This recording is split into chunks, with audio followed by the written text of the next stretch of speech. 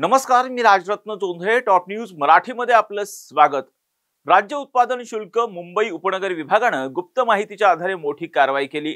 मालाड पश्चिम येथे एका पांढऱ्या रंगाचा आयशर टेम्पो अडवून 12,51,755 रुपयांचा भेसळयुक्त विदेशी मद्यसाठा जप्त केला. या कारवाईत वाहन चालक आरिफ महबूब शेख यासह 3 जणांना अटक करण्यात आली असून न्यायालयानं त्यांना 5 दिवसांची एक्साइज कस्टडी सुनावली आहे.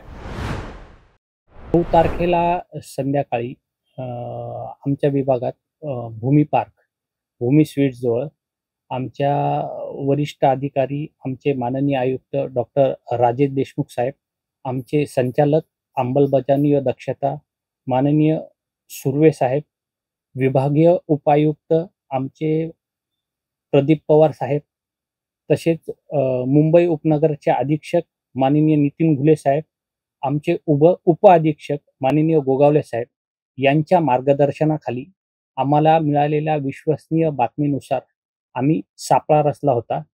त्या सापळ्यामध्ये आमच्या FL1 ट्रेड म्हणजे घाऊक विक्री जी होते त्याच्यावरनं नानक ट्रेडवरनं एक टेम्पो भरलेला. त्याच्यामध्ये आमचे नोकरनामाधारक जे कर्मचारी काम करत होते ते मद्य घेऊन आले.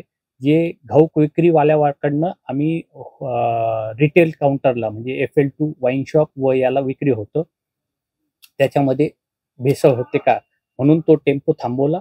टेम्पो थांबवल्यानंतर माझ्या स्टाफनी म्हणजे त्याच्यामध्ये मी स्वतः निरीक्षक सुजित कपाटे होतो, आमचे दुय्यम निरीक्षक झांजुद्रे साहेब, अजून आमचे दुय्यम निरीक्षक सोपान कानेकर साहेब, सनी बनसोडे साहेब, तसेच आमचे सहाय्यक दुय्यम निरीक्षक सुळे साहेब, तसेच जवान संवर्गातली आमचा प्रवीण चौधरी, तसंच आडी व विकास पाटील यांनी सगळ्यांनी सखोल गाडीचं जेव्हा निरीक्षण केलं आतमध्ये जाऊन, तेव्हा आम्हाला असं निदर्शनात आलं की ज्या मद्याच्या सीलबंद बाटल्या होत्या तर त्या बाटल्या फोडून त्याच्यामधलं काही अंशी मद्य काढले जातं व त्याच्यामध्ये परत पाणी भरलं जातं.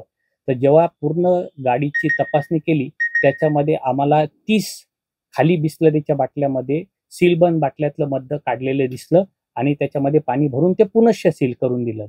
ही कारवाई करत असताना आम्ही 4 जे काम करणारे लोक होते ट्रेडवरचे, जे गाडी बरोबर होते, अशा 4 आरोपींना आम्ही अटक केलं आहे. त्यांचे नामं राहुल सिंह, नंतर लिमया पात्रे, नंतर आरिफ शेख, राम गाडेकर असे 3 आरोपींचे नाव आहे.